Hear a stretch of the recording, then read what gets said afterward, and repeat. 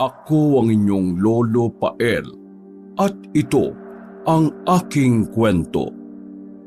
Mag-aalas 5 ng hapon habang nag-aayos si Melchora ng sarili sa salamin ay dinig na dinig niya mula sa labas ng bahay ang hagalpakan ng tawa ng kanyang Kuya Aquino, pati ng mga kaibigan nitong sina Andres, Bonifacio at Pepe. Nagiinuman kasi ang apat dahil malaki ang kinita nila sa pangangahoy nung araw na yon. Sa kanilang lugar, ang pangangahoy ay ang isa sa kabuhayan ng mga kalalakihan at totoong maaari kang kumita ng malaki rito, subalit bihira lang ang gumagawa sa kanila dahil maraming takot na pumasok sa masukal na gubat at kabundukan. Kahit sibilisado na ang mga tao ay hindi pa rin nawawala ang paniniwala nila, lalo na pagdating sa kwentong probinsya katulad ng engkanto, maligno, elemento, lamang lupa, mangkukulam, aswang at kung ano-ano pa. Pero ang pinakakinatatakutan ng mga taga-baryo ay ang mangkukulam at aswang na marami-rami na rin ang nabiktima at nakakita. Kaya bilib din si Melchora sa kanyang kuya at sa mga kaibigan nito dahil napakatapang nila na kahit apat lang ay pinapasok pa rin nila ang masukal na kagubatang nasa gilid ng baryo. Pagkatapos pagmasdahan ng sariling refleksyon sa salamin, ay pasimpleng dumungaw sa bintana ang morenang dalaga at pinagmasdan ang mga nag-iinuman. Naku, paano kaya ako dito makakalabas? Doon pa sila mismo sa harap ng gate nag-inuman. Ay, bahala na. Papayagan naman ako ni kuya niyan. Dinouble check niya ulit ang sarili sa salamin at nang masigurong presentable na ay lumabas na siya ng bahay, subalit sa pintuan pa lang ay napatingin na kagad sa kanya ang Kuya Aquino niya. Oh, bis na bis ka bunso. Saan ang punta mo? Pupunta lang po kami ni Lumen sa peryahan sa bayan, kuya. Pupunta kayo sa bayan? Mag-aalas 5 na ng hapon? Naku, gagabi na kayo nung uwi. Kasama naman kuya si Tatay Edmond, saka Nanay Lolit. Gamit namin yung tricycle nila. Ah, mabuti naman kung ganun. Pagdating mo naman doon, huwag ka nang kung saan-saan pa magpunta ha. Dumikit ka lang lagi kina Tay Edmond. Huwag kang magpasaway sa mga yon at nakakaya dahil sinama ka na nga lang nila. Alam ko naman yun, kuya. Tama sinabi ni Kuya Aquino mo. Delikado na ngayon ang panahon dahil nababalita yung mga aswang eh. Bumababa na rin sa bayan para makapambiktima. Meron pa nga ako nabalita na mga manyakis na aswang eh. Ginagaasa muna nila ang biktima tapos sa kanila pinagpipiestahan. Nang marinig yun ng dalaga, hindi man niya ipinahalata ay talagang nangilabot siya at nagtayuan ng mga balahibo niya sa braso at batok. Subalit napawi lang kagad yon na makita niyang nagtawanan sina Kuya Aquino, Bonifacio at Pepe. Langya ka pre, saan mo naman napulot ang kwento na yon ha? Ayos din ha. Pati ang aswang nagle-level up na rin ha. Hindi na lang sila nangangain ng tao. Nanggagahasa pa. Pasaway ka talaga oh. Gago, seryoso. Totoo mga sinabi ko. Si Manay Linda, yung number 1 na chismosa sa talipapa, yun ang nagsabi sa akin. Eh yung mga sinasabi nun, totoo naman karamihan eh at hindi lang chismis. Mas mabuti nang maging maingat. Bahala ka na nga dyan. Oh, Melchora, may pera ka ba? Meron pa naman. Oh, kunin mo na to, 100. Para naman may panggastos ka ron. Ako, thank you kuya. Bilisan mo na. Baka naghihintay na sila Tay Edmond sa'yo. Nakakaya. Ikaw na nga lang sasama eh. Ikaw pa ang magpapahintay. Tuwang-tuwa na lumabas ng bakuran si Melchora at naglakad hanggang sa makarating sa bahay ni Nalumed. Eksaktong nasa labas na ang matalik niyang kaibigan pagdating niya roon. At nakahanda na rin si Tay Edmond at Nay Lolit. Pagsakay niya ng tricycle ay kaagad na nga silang nagbiyahe papunta sa bayan para magperya. Sa kanilang lugar kasi ay bibihira lang ang magkaroon ng perya sa loob ng isang taon. Kaya sinasamantala to ng mga tao ang pagpunta rito kapag may pagkakataon. Subalit ngayong taon ay tila hindi ganoon karami ang mga tao dahil nga sa bali-balita patungkol sa mga aswang na bumababa na sa bayan. Mukhang totoo nga sinabi ni Kuya Andres ha. Samantalang noong nakaraang taon, kapag ganitong oras, hindi na mahulugang karayong ang perya. Pero ngayon, marami pa rin naman pero hindi na kasing dami last year. Oh, Lumen, Melchora, sulitin nyo na yung pagsakay sa mga rides ha. Ako doon lang ako sa may color game. Sa bingguan nyo na lang ako hanapin ha. Huwag na kayo lalabas ng peryahan. Pagkatapos nyong sumakay ng rides puntahan nyo kagad ako. Maraming salamat po. Pag-alis ng mga magulang ni Lumen ay kaagad tumakbo papunta sa mga rides sa mag-best friend. Inuna nilang sakyan ang Caterpillar dahil ito ang pinaka-easy mode sa lahat ng mga rides na nandoon. Ang isunod nila ay ang Ferris wheel na talagang na-enjoy nilang magkaibigan. Lalo na nung huminto sila sa pinakaitaas. Kitang-kita kasi nila ang mga kumukuti-kutitap na ilaw ng maliit na bayan. Pagbaba nila roon, ay nagpahinga muna sila at bumili ng burger sa isang stall. Beshi, anong next ride ng sasakyan natin? Hindi na halos natapos ang morenang dalaga ang kanyang sinasabi sapagkat tumuro na kagad si Lumen sa kung saan. Ang akala ni Melchora nung una ay rides ang tinutukoy ng kanyang best friend, pero nang ma-realize niyang nakaturo to sa isang lalaki ay nanlaki rin ng kanyang mga mata. Maputi at gwapo ito na kasing tangkad din ng Kuya Aquino niya. Medyo long hair ang buhok pero bumagay yun sa hugis ng mukha nito na mala-artistahin. Dahil sa nakasando lang kaya litaw na litaw ang nagngangalit nitong mga kalamnan. Sapagkat likas kay Lumen ang pagiging karengking, kaya hindi nito napigilan ng kilig-kiligin habang pinagmamasdan nila ang gwapong binata. Lumen, tumigil ka nga. Nakakaya ka. Mamaya mapansin tayo ng mga yan Hindi pa man natatapos ng morenang dalagang sinasabi ay may dumating ng isa pang binata na kasama ng tisoy na lalaki. Moreno naman to, semi-kalbo ang buhok, malaki rin ang katawan, matangos ang ilong at gwapo kaya naman mas lalong kinilig si Lumen na akala mo ay maiihina sa salawal. Natigilan na lang sila pareho nang makitang nakatingin na rin sa kanila ang dalawang gwapong lalaki. At dahil sa hiya kaya hinatak na lang ni Melchora ang best friend hanggang sa makapunta sila sa bagong rides ng perya, ang tinatawag na octopus.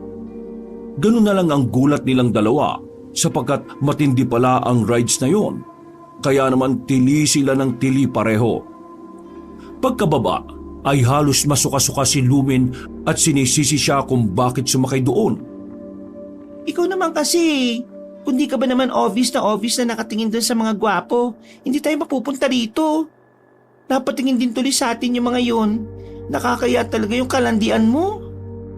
Pagkatapos noon ay nagtungo na ang dalawa sa pinakapaborito nila na walang iba kundi ang horror house. Pagkabili ng ticket ay pumasok na kaagad ang mag-best friends sa main entrance at ganun na lang ang pagkabigla nila nang makasabay ang dalawang gwapo kanina. Namukhaan sila ng mga ito dahil sa karengking na si Lumen. Nahiya naman si Melchora kaya aayain na muna sana niya ang best friend na sa susunod na batch na lang sila, pero biglang nagsalita ang binatang tisoy. Hello, dalawang magagandang dilag. Hello? Napaiwas ng tingin ng morenang dalaga sapagkat nakakabighani ang itsura ng lalaki. Si Lumen naman ay parang tangang hindi maiwaksi ang ngiti habang kinikilig-kilig at pasimpleng kinukurot-kurot ang kaibigan. Huwag kayong mag-alala. Pagdating sa loob, kaming bahala sa inyo ng pinsan ko si Alfred. Ipagtatanggol namin kayo, pangako. Huwag kang masyadong eksayerado, Vargas. Huwag nating maliitin ang kakayahan ng mga kababaihan, no? Pero tama ang pinsan ko. Mabutit kami ang nakasabay niyong pumasok sa horror house. Salamat. Sige, mauna na kami sa loob. Ano nga palang pangalan mo? Ako si Alfred at itong semi-kalbo kong pinsan si Vargas. Melchora, ito naman si Lumen. Sige na, maiwan na namin kayo. Hinatak na kaagad ng morenang dalaga ang kanyang best friend na kilig pa rin matapos makilala ang dalawang binatang naggagwapuhan. Si Melchora na aminadong natitipuan niya rin ang tisoy na si Alfred pero kahit papaano ay nagpapakipot pa sapagkat hindi naman siya katulad ng haliparot niyang best friend. Pagkalabas nila ay todo pasasalamat talaga ni Lumen lalo na kay Vargas. Nag-thank you rin naman si Melchora pero hindi masyadong in-entertain ng mga binata sapagkat estranghero pa rin naman to na ngayon lang nila nakilala. Gusto pa nga sana ng malanding si Lumen na makipagkwentuhan kina Alfred at Vargas pero nagsabi na ang dalawa na meron pa silang importanteng lakad. At dahil wala na rin namang halos pera ang dalawang dalaga kaya hinanap na lang din nila si Nanay Lolit na nakapwesto sa bingguhan. Pasado 8:30 ng gabi ay nagkayayaan na mag-best friend na magbanyo. Mabuti na lang ay meron sa loob ng peryahan pero merong bayad. Habang nakapila sila ay may 3 kalalakiang lasing ang lumapit. Amoy na amoy ang ala kaya napatra sa mag-best friend. Hinipuan ng isa si Lumen kaya napasigaw ang dalaga. At sa galit naman ni Melchora ay sinampal niya ng ubod lakas ang lalaking lasing. Dahil doon ay nagkaroon ng komosyon.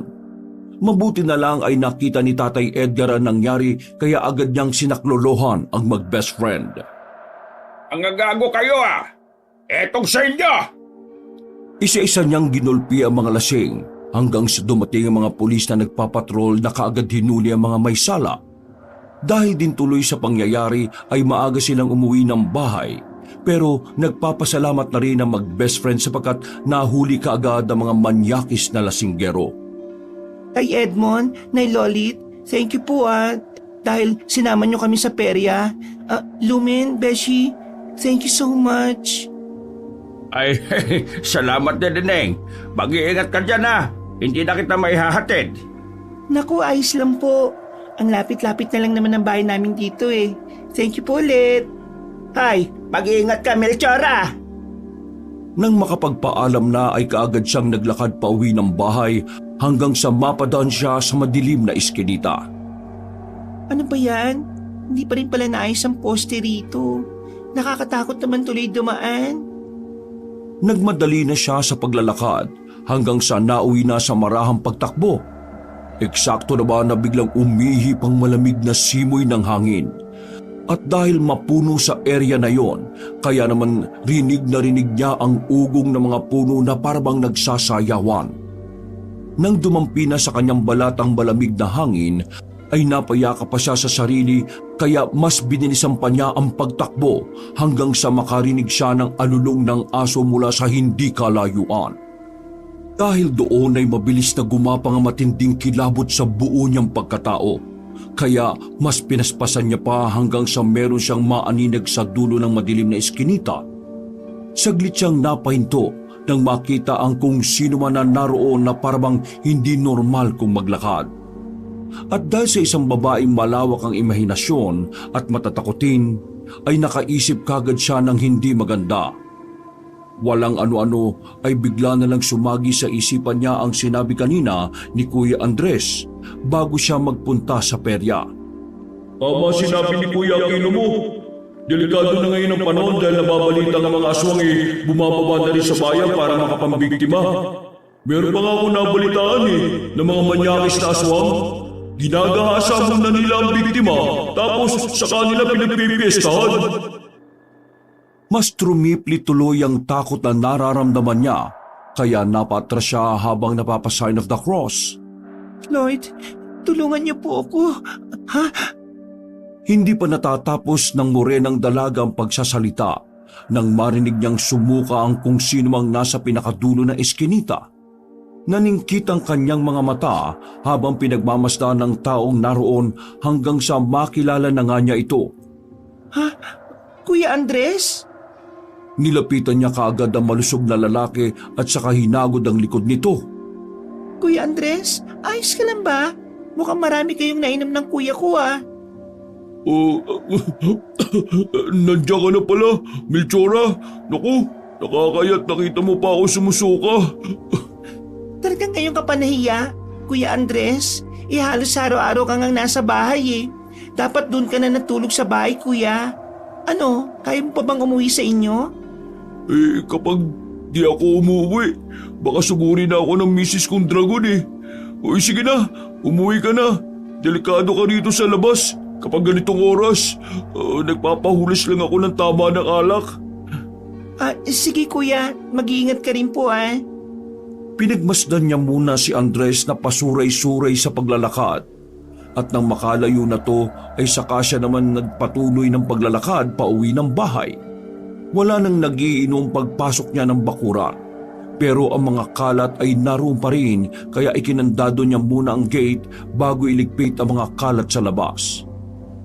Pinagpatong-patong niya ang mga upuan at winalis ang mga kalat. Pagkatapos ay saka niya sinalansa ng mga plato at binitbit. Papasok na sana siya sa loob ng bahay nang muli na namang humangin ng may kalakasan. Dahil doon ay napalingon siya sa mga punong nasa paligid ng bahay nila. Hindi niya maintindihan ang sarili kapag dati naman ay hindi siya natatakot kapag nasa loob mismo ng bakuran. Pero parang iba sa gabing ito. Habang pinagmamasdan ang mga punong sinasayaw ng hangin ay narinig na naman niyang umalulong ang aso dahilan upang muntik na niyang mabitiwan ang mga platong hawak. Pangalawang beses na yun ah. Kanina ba kasing aso yun at di man lang sawayin ng may-ari? Nagpatuloy na siya sa pagakbak nang muli na namang mapahinto dahil merong biglang sumitsit sa kanya. Nanayo kagad ang mga balahibo niya sa braso at batok kaya hindi na lumingon pa sa likuran ng dalaga. Tumakbo na siya papasok sa loob ng bahay at kaagad ikinandado ang pinto. Pasimple pa siyang sumilip sa bintana at naglibot ng tingin sa labas ng kanilang bakuran pero wala talaga siyang nakitang tao. Dahil doon ay napa-sign of the cross na lang ang dalaga at naglakad na papuntang kusina. Bubuksan niya sana ang ilaw sa sala pero napansin niyang natutulog pala roon sina Bonifacio at Pepe. Napabuntong hininga na lamang siya at nagdire-diretso na sa kusina para maghapunan. Nang matapos na ay kaagad niya ring hinugasan ng mga pinggan at natulog na hanggang sa mapaniginipan niya bigla si Alfred. Nakapwesto sila sa mataas na lambak at magkatabing nakaupo habang pinagmamasdan ng magandang kapaligiran. Ang kabundukang buhay na buhay dahil sa hitik na puno, ang bukirin sa bandang kanan at malinis na batis sa kaliwa, pati na rin ang asul na kalangitan. Nasaan tayo? Anong lugar tong pinagdalan mo sa akin? Ito ang paraiso. Dinala kita sa paraiso. Ito ang magiging tahanan natin. Talaga? Salamat. Pero teka, magiging tahanan natin? Oo, dahil nakatadhana na tayo sa isa't isa, Melchora. Ikaw at ako, tayong dalawa. Dahil sa sinabing yun ng gwapong lalaki ay tila nakaramdam ng kakaibang sensasyon ang morenang dalaga. Tila may kung anong kuryente ang gumapang sa kanyang tiyan na nagpakilig sa kanya. At habang pinagmamasdan niya ang maamong mukha ni Alfred ay tila ba mas lalo siyang nahuhulog dito. Pwede ba kitang halikan, Melchora? Hindi na siya nagsalita. Pumikit na lang siya habang inilalapit ang mga mukha kay Alfred. Nang maglapat ang sabik nilang mga labi ay mas lalong uminit ang sensasyong nararamdaman ng morenang dalaga kaya napakapit siya sa leeg ng gwapong lalaki na mas lalo pa siyang siniil ng halik. Matagal ang naging palitan nila ng mga laway hanggang sa tila makaramdam siya ng paghabol ng hininga. Kaya inalis niya muna pansamantala ang sariling labi at dumilat. Doon ay nagulat siya sa nakita. Ang kaninang paraisong nakapalibot sa kanila ay biglang naglaho na parang bula. Napalitan niyo ng patay na kabundukan, tuyong palayan at maruming batis. Ang kalangitan ay naging mausok na tila umuulan ng mga abo-abo. Nang lingunin niya si Alfred ay ganun na lang ang pagtataka niya sapagkat nawala na lang tung bigla. Dahil doon, ang pansamantalang nakakakilig na sensasyon ay unti-unting napalitan ng pangamba at takot. Tumayo siya at tumigid ng tingin para hanapin ang kasama, pero kahit saan ay wala siyang makitang ibang tao. Alfred, nasan ka? Alfred, please, magpakita ka. Naudlot na siya sa pagsasalita sapagkat isang nakakakilabot na alulong ng kung anong klaseng halimaw ang kanyang narinig. Dahil sa pagkataranta ay napatras ang dalaga at nahulog sa mataas na lambak. Napatili na lang siya ng malakas at napapikit sa pag-aakalang ito na ang kanyang katapusan. Nang tumama ang kanyang katawan sa sahig, ay bigla siyang napadilat at nasipa pa ang dingding ng maliit niyang kwarto. Kinakapa-kapa kaagad niya ang sarili at nang mapagtanto na masamang panaginip lang ang lahat, ay nakahinga siya ng maluwag. Buti na lang panaginip lang. Kaso, sayang yung kiss namin. Damang-dama ko pa naman. Hindi na niya natapos ang pagsasalita sapagkat mula sa maliit na bintana ng kanyang kwarto ay meron siyang nakitang anino ng tao na biglang nawala. Nang silipin niya to sa bintana ay wala naman siyang nakita kaya kahit kinakabahan ay hinayaan na lang niya ito. Hindi na rin niya ginising pa ang Kuya Aquino niya dahil alam niyang hindi ito basta-basta magigising kapag lasing na lasing. Mabuti na lang din ay nakabalik siya sa pagtulog kaya kahit papaano ay hindi naman nanakit ang ulo niya kinaumagahan. Ikinuwento niya kay Lumen ang tungkol sa kanyang napanaginipan at ganoon na lang din ang gulat niya nang magkwento ang matalik na kaibigan. Napanaginipan din daw kasi nito si Vargas pero kumpara sa kanya walang pangit na senaryo. Dinala raw umano si Lumen sa isang napakagandang lugar at doon pinakasalan. Napangiwi na lang si Melchora nang pinapakinggan ang pagkukwento ng matalik niyang kaibigan habang kinikilig-kilig pa. Ipinagpatuloy nila ang pagkukwentuhan habang papunta ng talipapa hanggang sa hindi inaasahang makita nila roon ang magpinsang Alfred at Vargas. Kitang-kita na naman ang pagkakilig ni Lumen nang maaninag ang dalawang nagwagwapuhang lalaki. Dahil doon ay napansin din tuloy kaagad sila ng mga tao. Uy, kayo yung sa horror host, di ba? Oo. Anong ginagawa niya rito? Malamang, mamamalengke. De, biro lang. Malapit lang ba kayo rito? Oo. Tara, sabay-sabay na tayo mamalengke. Hindi na nagawang tumanggi pa ni Melchora sapagkat pasimple siyang kinurot-kurot ni Lumen sa tagiliran. Para tuloy silang magpa-partner na namamalengke kaya tuwang-tuwa ang kanyang best friend. Nag-enjoy din naman si Melchora pero hindi niya ito ipinapahalata dahil nahihiya rin talaga siya. Salamat sa inyo, Melchora at Lumen. Buti na lang kasama namin kayo rito sa talipapa. Hindi kasi namin kabisado dahil medyo bago-bago lang kami. O tara, uwi na ba kayo?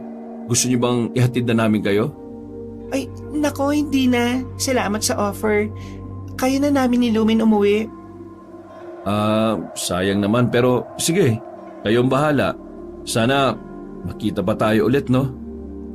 Sana nga. Alam ko na. Bakit hindi na lang tayo magkita-kita bukas sa peryahan? Total Sabado naman yun eh. Ano, deal?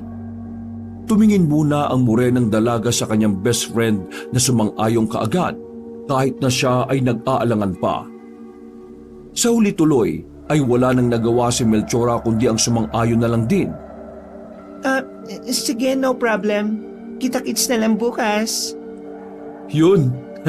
Salamat at pumayag ka, Melchora. Siguradong mag-i-enjoy kayo bukas, promise. Thank you. O paano, aalis na kami Habang pauwi sila, ay kilig na naman si Lumen na akala mo ay maiihi sa salawal sa sobrang pagka-excite. Nagkwento pa to na magbibihis daw siya ng magandang damit dahil date ang mangyayari. Medyo kinilig din si Melchora nang maisip ang tungkol doon sapagkat kahit sino namang babae na kapag idinedate ng mga nagugwapuhang mga lalaki ay tsak nakikiligin din talaga. Pagka-uwi ng bahay ay masayang nagluto ng hapunan ng morenang dalaga. Ganadong-ganado siya dahil sa nangyari kanina. At dahil doon ay ang dami niya tuloy nagawa habang iniisip ang susuotin para bukas. At mabilis na lumipas ang oras. Pagkatapos maghapunan, maghugas sa mga pinagkainan at maghilamos ng katawan, ay nagtungo na siya sa kwarto para matulog. Subalit dahil sa pagka-excite, ay hindi na rin siya kaagad dinalo ng antok. Iba-iba kasi ang tumatakbo sa kanyang isip na siyang nagpapakilig sa kanyang sarili. Nang makatulog siya ay napanaginipan na naman niya ang kaparehong pangyayari nung gabi. Sa una ay magandang tagpo, subalit nauwi na to sa bangungot lalo na nang may sumunggab sa kanyang halimaw na hindi niya masyadong maaninag ang mukha. Paggising niya pasado 4:00 na madaling araw, ay napansin na naman niyang may anino ng tao sa bintana na bigla ring nawala. Sa pagkakataong yun ay ginising na niya ang nakatatandang kapatid upang ipaalam ang nangyari. Kuya, gising please. Oh, bakit? May kailangan ka ba? Teka, anong oras na ba? Oh, 4:00 pa lang ah. Melchora, bakit gising ka na? Ano po kasi kuya, mukhang may tao po yata sa labas ng bahay eh. Ha? Anong sinabi mo? May tao nga po sa labas ng bahay. May nakita kong anino sa bintana ng kwarto ko eh. Sige, dumito ka lang muna ha. Hindi na tinapos ni Aquino ang pagsasalita. Kagad siyang lumabas ng silid niya na sinundan naman ng morenang dalaga.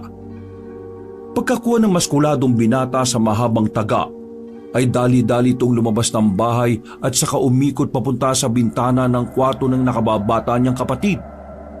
Hindi na nakita pa ni Melchora ang mga nangyari pero narinig niya ang kuya na sumisigaw habang hinahampas-hampas ang taga sa bakod nilang gawa sa kawayan. Hoy! Ikaw! Kung sino ka mang hinayupak ang nambuboso sa kapatid ko! Siguraduhin mo lang na hindi ka magpapakita sa akin ha! Kung hindi, matitikman mo tong taga ko! Ibabaon ko to sa tiyan mo! Hayop ka!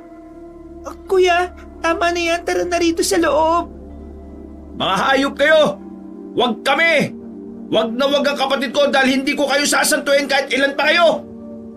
Dahil sa nangyaring yon, ay matagal ulit bago nakatulog ang magkapatid. Kinaumagahan, pagdating ni na Andres, Bonifacio at Pepe roon, ay naikwento nga nila ang tungkol sa taong tila namboboso kay Melchora. Ako, tol. Baka yan na nga yung sinasabi kong aswang na Banyakis. Sabi ko naman sa inyo nung nakaraan, di ba? Ayaw niyo maniwala sa akin eh. Napagkwentuhan lang namin kagabi ng misis ko. Sabi raw sa kanya ni Manay Linda, may nabiktima na naman daw yung aswang sa bayan. Grabe raw ang kinahinatnan ng babae. Kasi wakwak ang katawan at walang natira sa laman loob. As in, sinilat ng aswang. Ang masaklap, nung lumabas ang autopsy report sinasabing ginahasa nga raw muna yung babae bago lantakan. Paano naman nila nalaman, Kuya Andres, na gawa talaga yun ng aswang na Manyakis? At saka, paano po nila nasabing Manyakis talaga? May isang babaeng bulag na naging biktima na nakatakas. Yun nga lang hindi naman niya masabi sa mga pulis kung ano ang itsura ng mga aswang dahil nga sa bulag. Ikinuwento niya kung paano niya narinig ang mga ginawa sa kasama niyang babae. Hindi niya raw matake, kaya nagtakip na lang siya ng tenga. Mga, ibig sabihin hindi lang isa yung Manyakis na aswang? Ganun na nga, tol. Ang sabi rin daw ng babaeng bulag hindi niya raw alam kung saan sila dinala. Himala na lang talaga yung nangyari nung nakatakas siya. Biruin mo yun, kung sino pa yung bulag, siya pa yung nakatakas. Ang sabi ng misis ko, ang sabi raw ni Manay Linde, hindi man daw nakikita pero mabubusesan daw ng babaeng bulag yung aswang. Kaya ngayon abala mga pulis sa pagtugis sa mga sinasabing mga aswang. Kaya may hinala kong yung umaswang sa kapatid mo, yun din ang tinutukoy ng biktimang nakatakas. Kaya Melchora, mag-ingat-ingat ka dahil babae talagang binibiktima.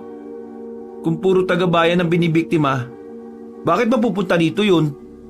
Di ba, galing sila Melchora sa perya nung isang gabi? Baka nasundan ang amoy niya. Napaisip din ng morenang dalaga dahil tama naman si Andres. Nagsimula ang pagsilip ng imay sa kanyang bintana pagkatapos nilang manggaling sa peryahan. Dahil tuloy doon ay nakaramdam siya ng takot pero hindi niya lang ipinahalata sapagkat ayaw niya mag-alala pa ng husto ang kanyang kuya. Melchora, wag ka muna magsasama sa perya-perya na yan ha. Magstay ka lang muna dito sa bahay at papuntahin mo na lang si Lumin dito. Kung totoo sinasabi ni Kuya Andres mo, delikado nga magpagabi ka sa labas. Ano, naiintindihan mo ba yung sinasabi ko? Opo, kuya. Mas mabuti na ang maging maingat. Kesa may mangyari pang hindi maganda. Tako, wag naman sana. Kapag nakakita ako ng aswang sa gubat mamaya, hindi talaga ako magdadalawang isip na managa. Mga perwisyo sila. Bakit ba nabubuhay yung mga katulad nila? O tara na tol, para maaga tayo makauwi at hindi maiwang mag-isa tong kapatid mo rito. Melchora, aalis na kami ha. Yung bilin ko sa'yo ha, sundin mo at huwag matigas ang ulo mo para na rin yun sa'yo. Tama ang kuya mo, Melchora. Seryosohin mo to dahil kung ang mga pulis siniseryoso, ibig sabihin, totoo mga yun at hindi kwentong panakot lang. Oo kuya, ingat kayo sa lakad nyo. Pag-alis ni na Aquino, Andres, Bonifacio at Pepe ay napasimangot na lang ang morenang dalaga habang nag-aalmusal. Naisip niya kasing bigla ang lakad nila ni Lumen mamayang hapon. Naku, paano kaya to? Siguradong pagagalitan ako ni Kuya Aquino kapag umalis ako ng bahay. Gusto ko pa naman din makabanding yung magpinsang Alfred at Vargas.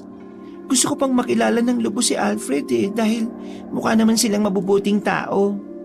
Pero paano mangyayari yun kung di ako lalabas ng bahay? At mabilis na lumipas ang oras. Dahil mas nangingibabaw ang katigasan ng ulo ng morenang dalaga, ay umalis pa rin siya ng bahay. Sinundo rin kasi siya ni Lumen na hindi naman nagpaalam sa mga magulang sapagkat wala rin naman ang mga ito. Ang totoo niyan, Beshi, nag-aalangan akong tumuloy kasi kung nabalitaan mo yung tungkol sa aswang, huwag na lang tayo magpagabi masyado ha. Pasado 4:00 ng hapon ay nagtungo na nga kaagad ang magkaibigan sa perya. Kahit na alam nilang sa ganong oras ay hindi pa bukas lahat ng nasa loob, lalo na ang mga rides. Nag-usap na lang ang mag-best friend na kausapin ng mga gwapong magpinsan na oras na kumagat ang dilim ay uuwi na sila. Sa kabutihang palad, dala ang lumang jeep owner ay dumating din kaagad sina Alfred at Vargas na tila alam na darating sila na maaga. Kinilig kaagad si Lumen pagkakita sa semikalbong lalaki na type niya talaga. Dahil sa bukod sa pogi ay napakaganda rin ng hubog ng katawan nito. Oh, akala natin pinsan, tayo maaga. Mukhang inunahan tayo ng mga magagandang dilag na to ah. Oo nga. O paano yan? Inunahan tayo. Inagaan talaga namin kasi hindi kami po pwedeng magpagabi. Kung ganon, para ma-enjoy natin ang date na to, sakay na kayo dito. Total sarado pa naman ang pwede sa iba na lang tayo magpunta. Sa park na lang tayo magpunta malapit sa simbahan tapos pagkagat ng dilim, ihahatid na namin kayo. O sige na, para makabawi naman kami. Dahil kayo ang nauna sa amin dito at naghintay. Tatanggi sana si Melchora dahil sa nag-aalangan siya, subalit walang ano-ano ay bigla na lang sumakay si Lumen na tila excited habang nakikipagpalitan ng kwento kay Vargas. O ano Melchora? Please? Okay. Huwag kayong mag-alala. Safe na safe kayo sa amin, promise. Pagkasakay ni Melchora sa owner type jeep, ay kaagad nagmaneho si Alfred at nagtungo sa parke na malapit lang din naman doon. Doon nga nila inaksaya ang oras para na rin makilala ang isa't isa. Nagkanya-kanya ang dalawang pares para magkaroon naman ng privacy. Si Lumen ay kasama si Vargas, habang si Melchora naman ay kasama naman si Alfred. Naiilang pa talaga ang morenang dalaga sapagkat ito ang unang pagkakataon niyang makipag-date. Kaya naman tahimik lang siya habang pinagmamasdan ang mangilang-ilang taong dumaraan sa harap nila. Ilan na nabilang mo ng mga dumaraan? Sira ka. Pasensya na. Hindi lang ako talaga sanay First time ko kasi makipag-date. Saka ang awkward lang. Ilang araw pa lang tayo magkakilala, no? Nagsasalita ka naman pala Malawa ka talaga. Ay, siya nga pala. Taga rito ba talaga kayo ng pinsan mong si Alfred? Oo, matagal na kami rito. As in, sobrang tagal na. Talaga? Bakit ngayon ko lang nakita yung mukha nyo? Saang baryo ba kayo nakatira? Malapit kami sa malaking ilog na katira. Yung pinagdudugtungan ng dam. yung malapit sa gubat na pinagkakahuyan ng kuya ko. Nabalitaan ko ngang marami ang nangangahoy doon. Kasama ang kuya mo ron? Ang tapang naman niya. Kasi hindi ba maraming nagsasabi na delikado ang kakahuyan dahil sa mga... Aswang? Totoo ba talaga mga aswang? Ikaw, naniniwala ka ba doon? Napatingin na lang ang morenang dalaga sa kausap niyang biglang ngumiti. At dahil sa mga ngiting yun ay tila mas lalo siyang nahulog dito. Napakunot ng noo ang dalaga bago magsalita ulit. Bakit mo ako tinatawanan, ha? So hindi ka naniniwala sa aswang, ganon? Wala akong sinasabing hindi ako naniniwala ah. Alam ko naman yung mga ganyang tawa eh. Paano kung sabihin ko sa iyo na isa akong aswang, ha? Biglang natigilan si Melchora lalo na nang makitang seryosong nakatingin sa kanya si Alfred. Hindi niya alam kung bakit pero dahil sa mga sinabi nito ay bigla na lang siyang nakaramdam ng kakaibang kaba. Kaba na unti-unting nagpasilay ng takot sa buo niyang pagkatao. At habang makatitigan sila, ay hindi niya rin mawari pero para bang nahihipnotismo siya sa mga tingin ng gwapong lalaki. Bigla na lang niyang hindi may kilo sa mga kamay ng walang ano-ano ay biglang tumawa ng malakas si Alfred. Nakakaliw ka naman. Parang pinaniniwalaan mo na kagad ang sinabi ko ah. Inis ka? Kinabahan ako ron ah. Para ka tanga. Huwag mo nang ulitin yun ah. Pasensya na. Hindi ko sinasadya. Pero paano kung isa nga akong aswang, ha? Hindi ako maniniwala no, sa pogi mong yan. Lah, pinapakilig mo naman ako eh. Naku, bahala ka nga dyan. Teka, mag-aalas 6 na pala. So paano, need na naming umuwi ni Lumen? Teka, nasaan na ba yung dalawa? Paglingon niya sa kaninang pwesto ni Lumen at Vargas ay wala siyang nakita roon kundi si Vargas lang na papalapit sa kanila. Dala ang 2 baso ng gulaman. Saan ang best friend ko? Nag-CR lang. Sabi niya kasi uuwi na raw kayo eh. Uminom muna kayo nitong gulaman habang hinihintay siya. Kagad nang inubos ng morenang dalaga ang nasabing gulaman at ang matapos na ay saka siya tumayo sa kinauupuan sapagkat napansin niyang halos wala ng tao sa parke. Nag-aalala rin kasi siya na mapapagalitan ng gusto ngayong alam niyang ganitong oras ay nakabalik na ng bahay ang kanyang kuya Aquino. Oh, ba't ka tumayo ka agad? Okay ka lang? Pupuntahan ko muna si Lumen sa CR. Ang tagal niya kasi, kanina pa siya ron, di ba? Natigilan na siya sa pagsasalita matapos makaramdam ng pangmamanhid ng buong katawan. Nang lingunin niya ang 2 lalaki ay ganun na lang ang gulat niya nang makita si Vargas na nakangisi na habang si Alfred ay nakatingin lang sa kanya ng seryoso. Ano? Okay ka lang? Parang namamanhid ang katawan ko. Ganyan din ang sinabi ng best friend mo kanina. Nanlaki ang mga mata ni Melchora nang mapagtanto niya ang mga sinabi ni Vargas. Sinubukan niyang kumilos pero bigla na lang siyang natumba na kaagad na alalayan ni Alfred. Habang nakatingin siya sa magpinsan ay naalala niya ang kwento ni Andres tungkol sa mga aswang na manyakis. Kaya kung ano-ano na tuluyang pumasok sa isip niya na mga bagay na hindi maganda. Sabi ko naman sa iyo Melchora, aswang ako eh. May bago na naman tayong putahe, pinsan. Yun na ang huling narinig ni Melchora bago magdilim ang kanyang paningin at tuluyang mawala ng malay tao. Nagising na lang siya sa isang madilim na silid na ni katiting na liwanag ay hindi makapasok. Napabalikwas siya ng bangon at sumandal sa isang gilid na walang kaide-ideya sa kung nasaan siya. Inisip niya kung paano napunta sa lugar na yon.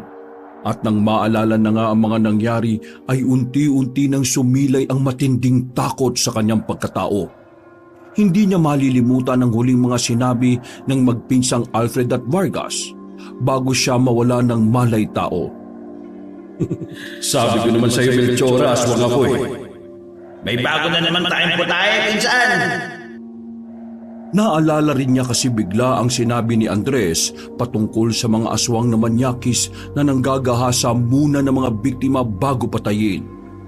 Mabilis na gumapang ang kilabot simula sa talampakan, paakyat sa kanyang tuhod na biglang nangatog. Matapos ang mga realisasyon, nang dumako sa kanyang tiyan ng takot ay naghilab ito na parang siyang masusuka at pagdako nito sa kanyang dibdib ay nagsimula nang bumilis ang tibok ng kanyang puso na parang may maliliit na dagang nagkakarirahan. Napahawak siya sa dibdib at pilit na ikinakalma ang sarili bago pa tuluyang umabot ang tensyon sa kanyang batok at hindi na siya makapag-isip ng tama. Si Lumen, saan ang best friend ko? Eksakto pagkasabi niya noon ay biglang bumukas ang pinto ng silid na kinaroroonan niya. At mula roon ay pumasok si Alfred subalit ibang-iba ang hilatsya ng mukha nito kumpara nung una niyang makita. Gwapo pa rin ang binata pero hindi kagaya noon na maamong tupa ang mukha nito. Ngayon ay parang isa ng mabagsik na leon na handang-handa na siyang sakmalin. Alfred, pakiusap. Kailangan ko nang umuwi. Nasaan si Lumen? Ngumiti lang ng sarkastiko ang gwapong binata bago umupo sa harap niya na hindi sumasayad ang puwetan sa sahig. Nag-aalala na ang mga mahal namin sa buhay. Anong pakialam ko sa mga mahal niyo sa buhay? Gusto mong makita kung nasaan ang best friend mo? Halika, sumama ka sa akin. Hinatak niya sa buhok si Melchora at kinaladkad palabas sa silid na yon. Nagsisigaw ang dalaga dahil sa sakit na nararamdaman at kahit na anong panlalaban nito ay wala siyang magawa kaya napayak na lang siya habang nakikipaghilahan sa lalaking malaki ang pangangatawan. Abagago! Lumalabang ka pa ha? Itong labanan mo! Isang malakas na sipa sa tiyan ang ipinatikim ni Alfred sa kaawa-awang si Melchora na namilipit at nasusuka dahil sa sakit ng sikmura. Nang makita niyang nangihina na ang dalaga, ay ipinagpatuloy niya ang paghatak dito. Hawak-hawak sa buhok. Maya-maya pa, kahit nangihina ay naririnig na ni Melchora ang panaghoy at pagmamakaawa ng kanyang best friend mula sa isang silid. May nadidinig din siyang lalaki na tuwang-tuwa sa kung anumang ginagawa nito kay Lumen. Lumen? O yan, tingnan mo maigi ang best friend mo.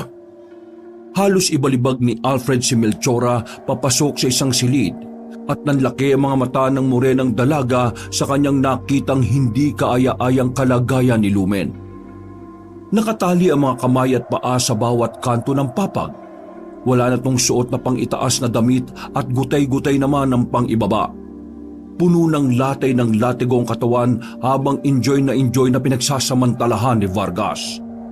Nang makita siya ni Lumen ay napahagulgulto habang nagkakakawag at humihingi ng saklolo sa kanya. Mangwalang iya kayo! Anong ginagawa niyo kay Lumen? Tigilan mo yan, Vargas! Tigilan mo yan para niyo ng awa! Nagtawanan lang ang magpinsan kaya sinubukan tumayo ni Melchora kahit nangihina na. Pero bago pa siya makalapit ay isang malakas na sipa na naman sa tiyan ang ipinatikim sa kanya ni Alfred. Hinang-hina siyang napasandal sa dingding at hindi halos makahinga dahil sa tindi ng sipa na yon. Makailang beses din siyang sumuka. Umikot din ang kanyang paningin at nakaramdam ng pagkahilo kaya hindi na siya nakakilos pa.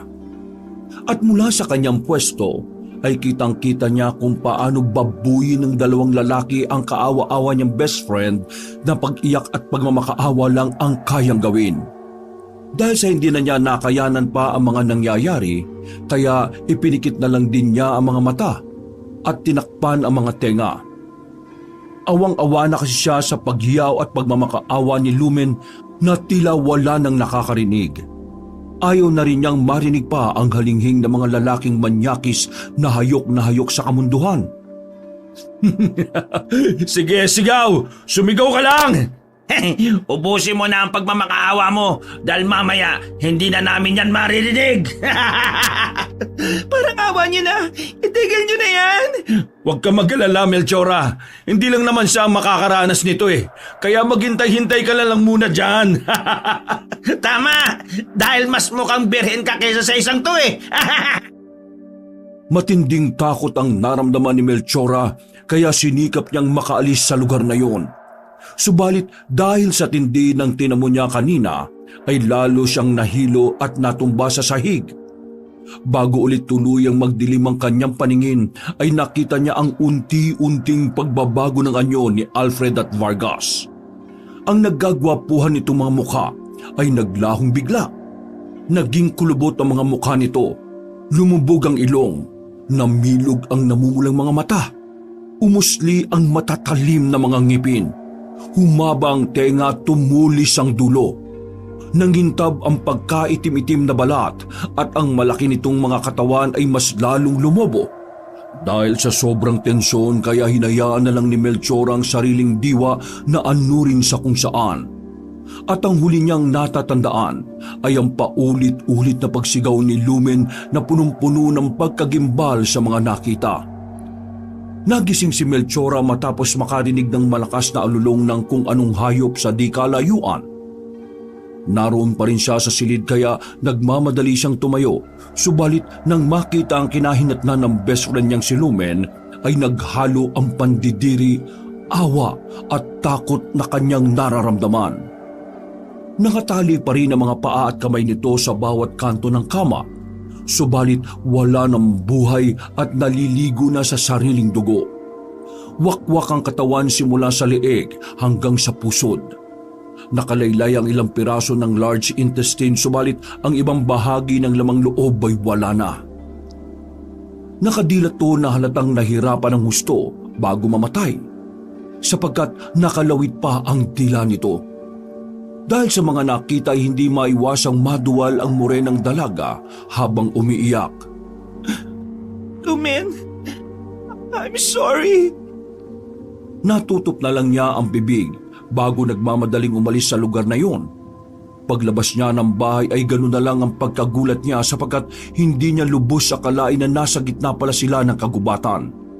Doon niya tuloy biglang naalala ang sinabi ni Alfred bago sila dakpin at dalhin sa lugar na ito. Malapit kami sa malaking ilog na katira, yung pinagdudugtungan ng dam. Pagkatapos maalala ang mga yon, ay tumakbo na siya palayo kahit ang totoo ay hindi niya alam kung saan talaga siya pupunta. Eksakto namang muli niyang narinig ang mga alulong ng kung anong mababangis na hayop pero hindi siya nagpatinag sa mga ito. Binilisan niya ang pagtakbo na hindi alam ang patutunguhan hanggang sa maramdaman niya maya-maya pa na meron ng sumusunod sa kanya. Paglingon sa likuran ay nakita niya si Alfred na mabilis na tumatakbo habang nakangiti at naglalaway na parang isang asong ulol. Sige, Melchora! Bilisan mo! Takbo! Sa takot ng morenang dalaga ay napaiyak na naman siya habang pilit na tinatakasan ng halimaw sa likuran. Subalit tila hindi sang-ayon sa kanya ang tadhana dahil bigla siyang natisod sa ugat ng isang puno. Nasubsob siya sa lupa at eksaktong pagkabangon ay nasa likuran na niya si Alfred na tuwang-tuwa sa nakikita. Please, Alfred, pakawala mo na ako. Parang awa mo na. Bakit ko naman gagawin yon? Ha? Miss, hindi ako magsusumbong. Wala akong pagsasabihan. Hindi ako pinanganak kahapon. Ngayon, gawin na natin ang naiisip mo. Ganito naman di ba ang pangarap mo nung nandun ako sa panaginip mo? Anong ibig mo sabihin?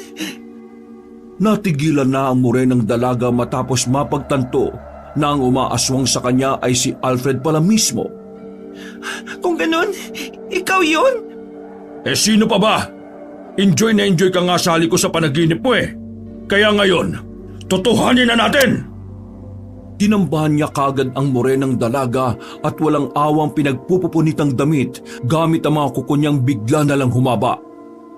Nang wala ng saplot, ay pinatungan niya kagad si Melchora na hindi na alam ang gagawin dahil sa tindi ng takot na nararamdaman.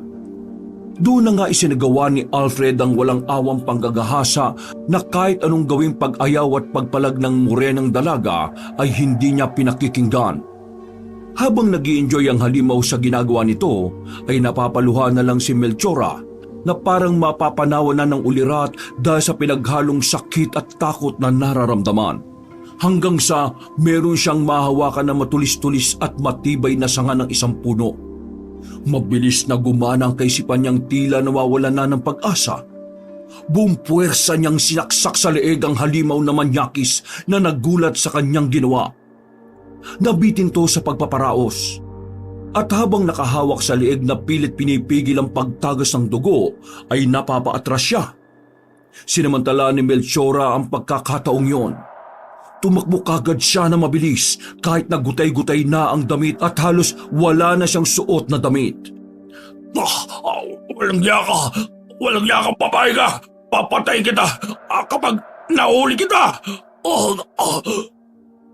Isang nakakakilabot na sigaw ang pinakawalan ni Alfred dahilan para mabulaho ang mga natutulog na ibon sa lugar na yon. Ilang saglit pa ay nakarinig ulit ang dalaga ng isa pang alulong na sigurado siyang galing kay Vargas.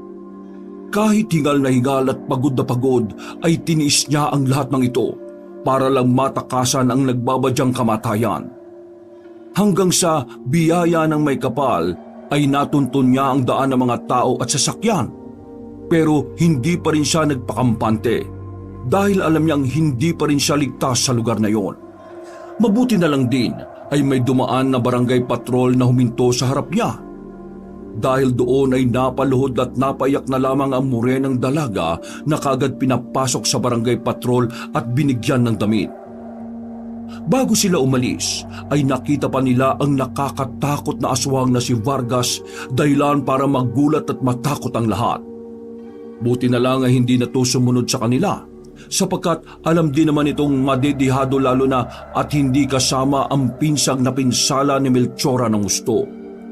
4:00 na madaling araw nang nakauwi ang morenang dalaga na hinatid ng mga pulis patrol. Ilang araw ding hindi nakausap ang dalaga dahil sa tromang nangyari. Iyak lang siya ng iyak at palaging natatakot lalo na kapag sasapit na ang gabi. Dahil doon ay nagpasya muna si Aquino na tumigil sa pangangahoy upang mayroong makasamang kapatid niya sa bahay. Palagi ring nagpupunta sina Tatay Edmond at Nanay Lolit para kumustahin ang morenang dalaga. Kung okay na ito upang matanong nila kung nasaan si Lumin subalit bigo pa rin sila. Sa isang linggong pag-asikaso ni Aquino sa nakababatang kapatid, ay ilang beses niya ring napansin na parang palaging merong nagmamatsyag sa kanilang bahay tuwing sasapit na ang gabi. Kaya sinunod niya ang payo ng kaibigang si Andres na magsindi palagi ng goma bilang panlaban sa mga masasamang elementong paligid-ligid.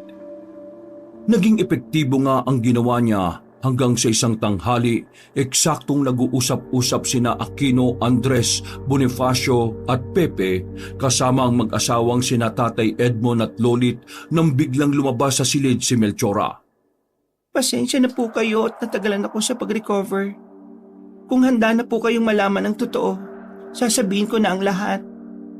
Nagkatinginan ang lahat at nagkanya-kanya ng pwesto para mapakinggan ang sasabihin ni Melchora. Ano nga bang nangyari? Saan ka nagpunta nung araw na yon? At sino kasama mo?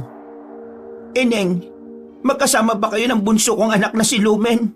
Hanggang ngayon kasi hindi pa rin siya umuwi sa bahay. Pakiusap. Nasaan ang aming anak, Melchora?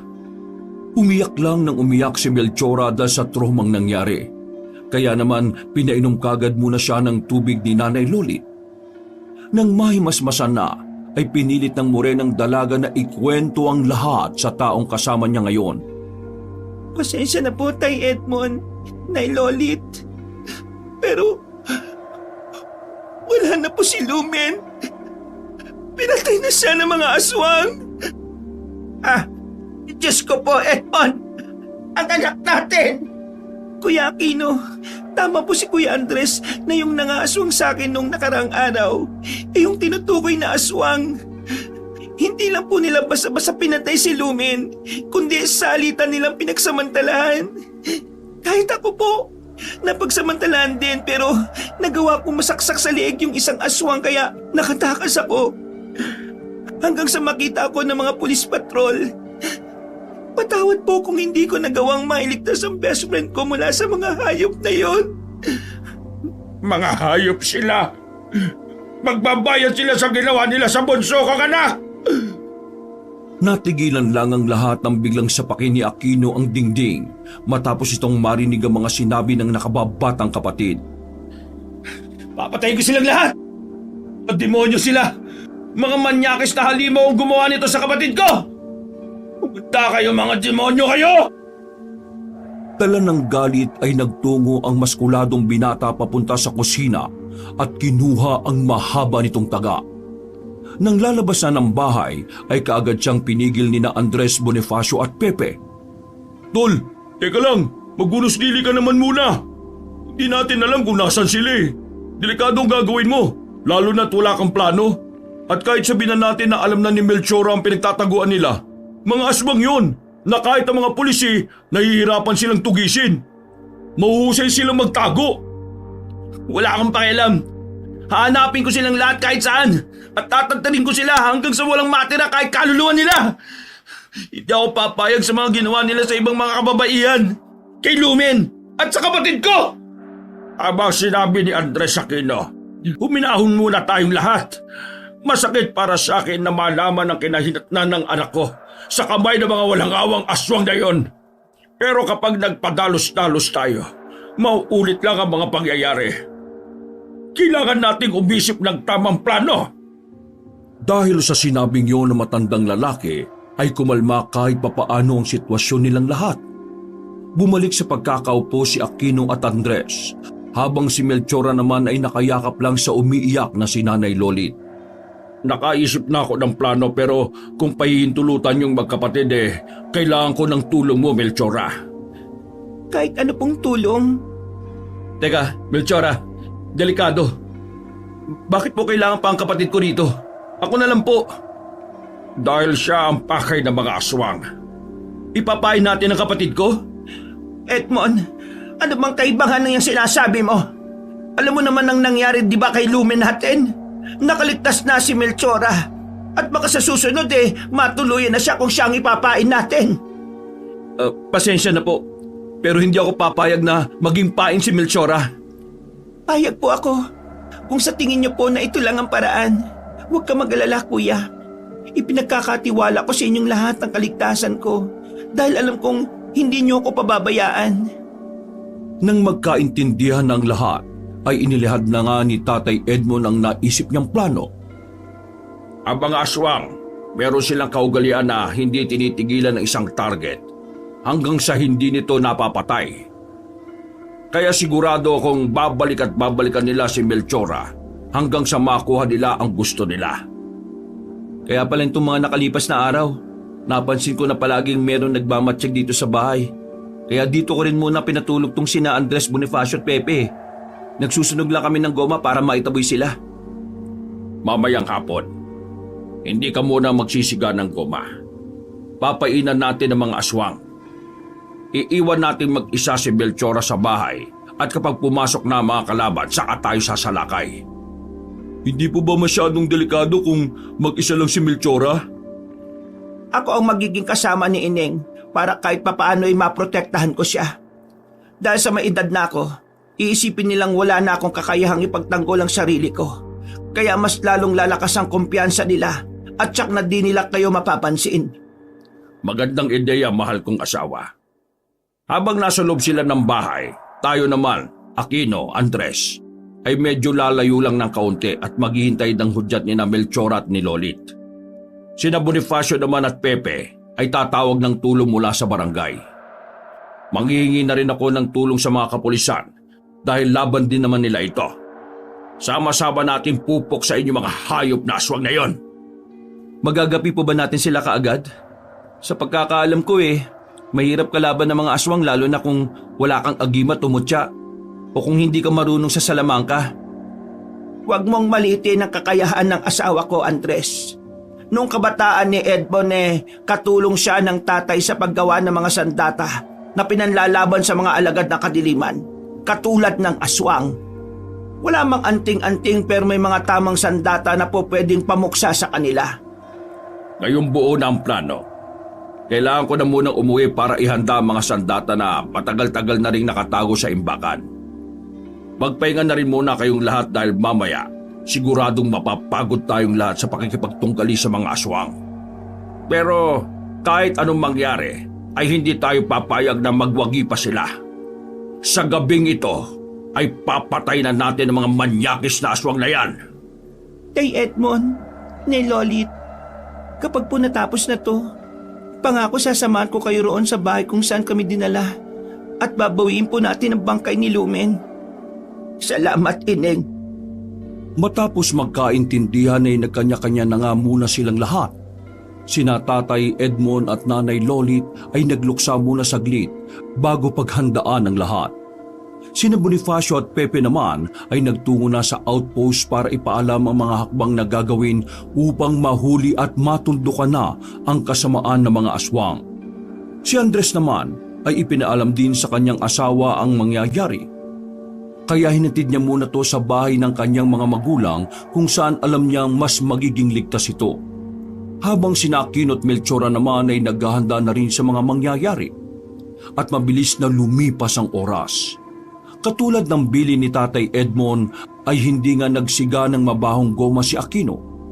Pagdating ni Nanay Lolit ay nagpaalam kaagad siya rito na pakunwaring aalis pero ang totoo ay nakabantay lang sila katulad ng plano.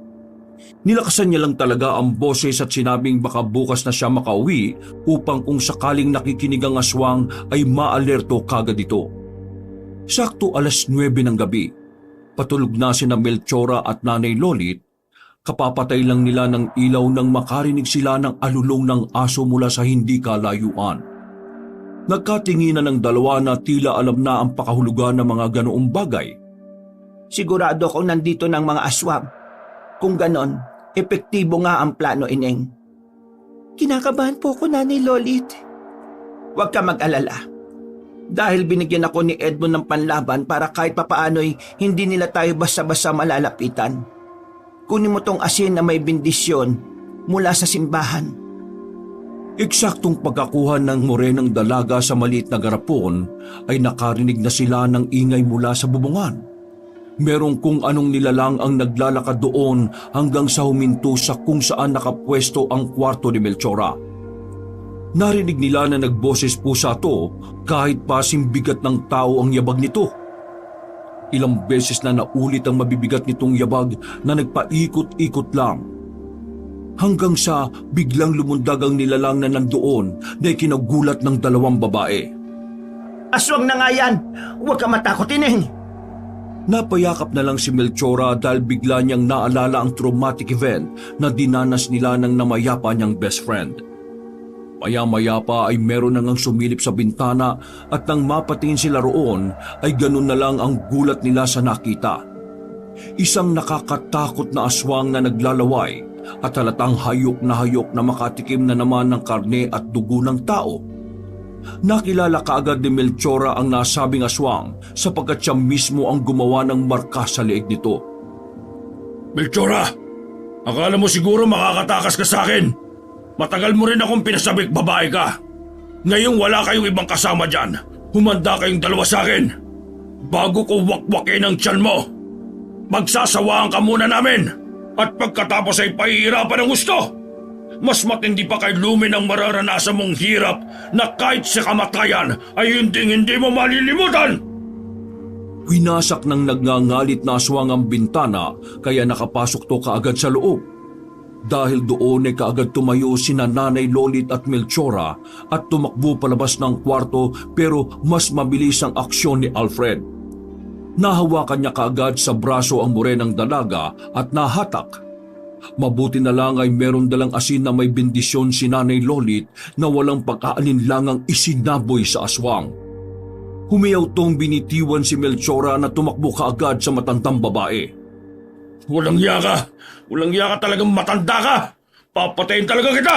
Papatayin kita! Vargas! Nasa ka na? Bilisan mo na rito! Bago pa niya matapos ang sinasabi, ay narinig na niya ang pinsang aswang na umaatungal mula sa bubungan. Paano ay nakikipagsagupa na pala ito sa mga taong dumating para sila ay saklolohan. Hindi ako mamamatay dito, Alfred! Kundi ikaw! Kayo ng pinsan mo! Isinaboy pa ng morenang dalaga ang hawak niyang asin na may bendisyon, kaya mas lalong naglupasay sa galit ang aswang. Babalikan ko kayo! May araw ka rin! Hindi ka na makakalis, walang yang aswang ka! Para yan sa pambababoy at pagpatay mo sa anak ko! Mamamatay ka ng hayop ka! Sa takot ni Alfred sa mga isinaboy sa kanya, ay tumalon siya sa bintana para takasan ng dalawa. Subalit ganun na lang ang gulat niya nang makita na naroon pala sila Tatay Edmond, Aquino, Andres at iba pa. Nahuli na rin ang kanyang pinsan na nakakulong sa espesyal na net na ibinabad sa bawang at holy water, kaya hindi makapalag ang aswang. At sa bawat pagdampi sa katawan niya ng bahagi ng net ay umuusok yan ng husto na nagbibigay sa kanya ng matinding sakit. Mula sa bintana ay sinilip na lang ni Nan Melchora at Nanay Lolit ang mga sumunod na mangyayari. Umangil ng umangil si Alfred at pinilit pa rin ang sarili na makipaglaban habang nakatingin sa pinsan niyang halatang nahihirapan na ng gusto.